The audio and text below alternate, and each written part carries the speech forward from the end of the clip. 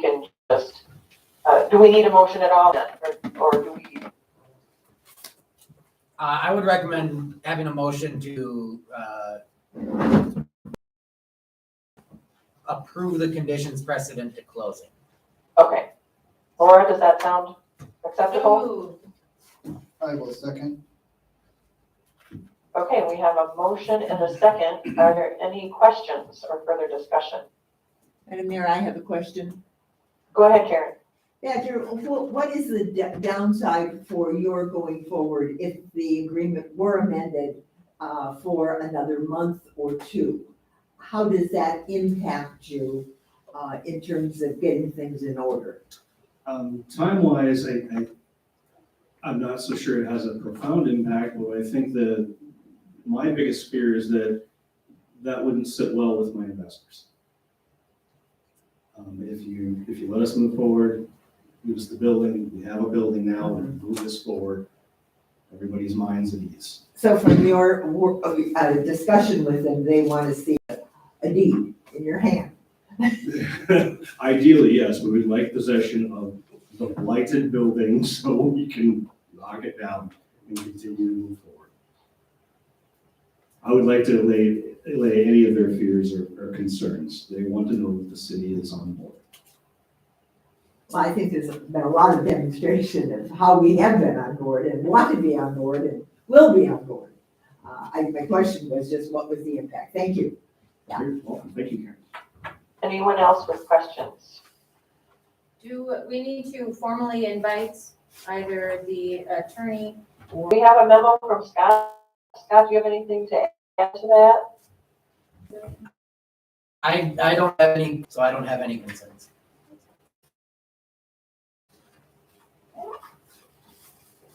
All right, anything else?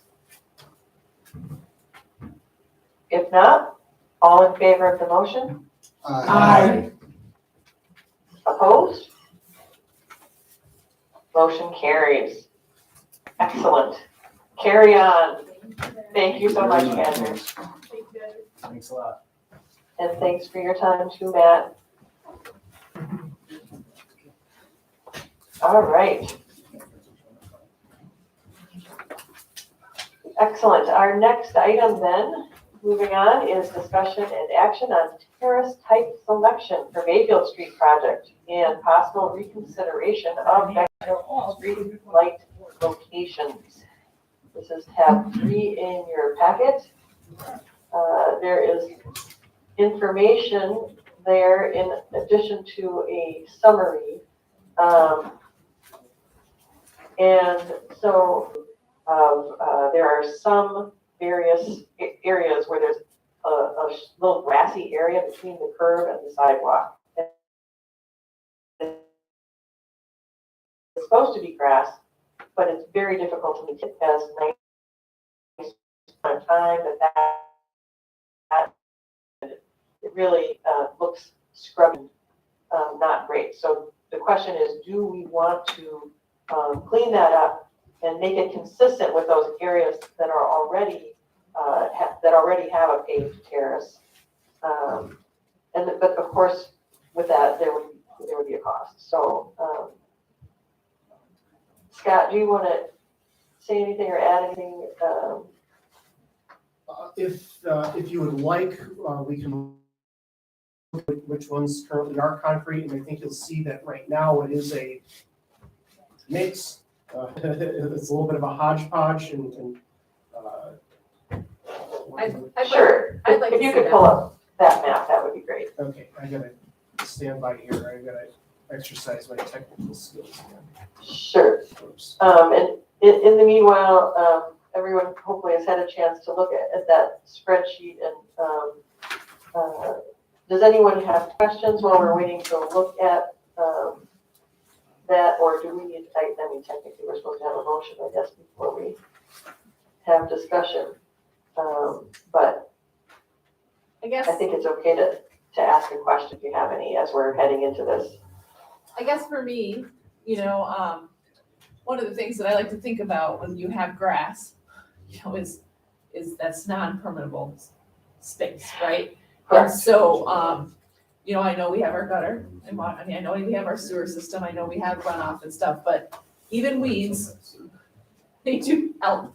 And so, and I know we're thinking about just paving it, but there's also other options of impervious kind of materials that lets the water go through versus just shedding off and going down into our system and down into our, you know, water retaining and into the lake. You know, so Right. I just want us to think about that as we see how many, I don't know how many spots. And But sure, and that's where this map will help, Jen. Yep, but I just, that's what I want. To me, that's the first thing I thought of. Yep, me too. You know, in terms of, And I did ask the question about what is the total quantity of impervious surface that we would be increasing. And I don't remember what the answer is now, but the bottom line was that it's a pretty small I would imagine. It's pretty small. overall, you know, square footage. Scott, you're zoomed in. And I'm sorry, I kind of interrupted. If you want to go ahead with that thought somewhere. To answer that question, we're estimating, at least for this first phase that we're talking, that would be the equivalent of a pretty, you know, of a small lot. Yep. In total. Yep. So, and the question had been asked a couple different times of possibilities, but there really is no good material for us to do it at this location. Okay, So it's pretty much you. I don't like it. So. People on the moon, but we don't like the concrete or I don't like it. Okay. We're kind of starting right here at the intersection of Washington Avenue. You'll see the first block to the east where the project will start. These two sides in front of the Senex station and in front of the Broke Down and Coco's, these two sections currently have full concrete on both sides. And that's what the DOT will be replacing at their cost if we already have a concrete surface, correct? Correct. So if no action is taken, if no action is taken with the like, they will replace it exactly as it is. So going here into the see in front of sidewalk.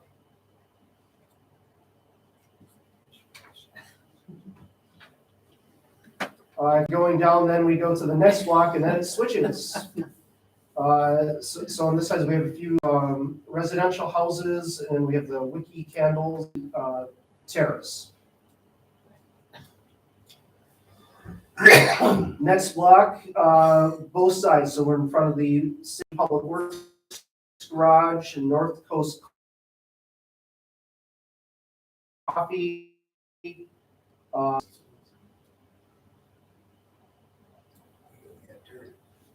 And that's where it would end in one version. All of the new decorative street lights would go. Terrace. The 700 block is the 900 block. You have the what will be the new Mexican restaurant and the Scarecrow Pizza. And then residential on the other side is Grassy Terrace. Consistency we do not have. Do we feel like the reason that is when something got replaced, it was just easier to like make that concrete terrace, like why we have that hodgepodge? Do we know how we created it over time? I mean, I planted perennials in Sheboygan, Michigan in that grass, and they're beautiful today, but daylilies and stuff that, I mean, I've seen it planted, and it's planted like right outside Marquette. You go into that little town, take it right outside Marquette, that whole thing, that little strip. Some communities plant it in a hardy perennial. It is beautiful, and it really adds to your community, but a lot of people went to pots, because those are easier to maintain than the hanging pots, just because of, you know, depth of shrubbery and things. But how did we get there? Because do we know? I don't have a complete answer for your question. I would say generally in core downtown areas is where you will typically find the wider sidewalks to terrace. allow for more outdoor sidewalk Benches, signs, yeah. benches, things of that nature. I mean, it is what it is, but if we looked at color, colored, it could be a very nice walk with our new light poles, and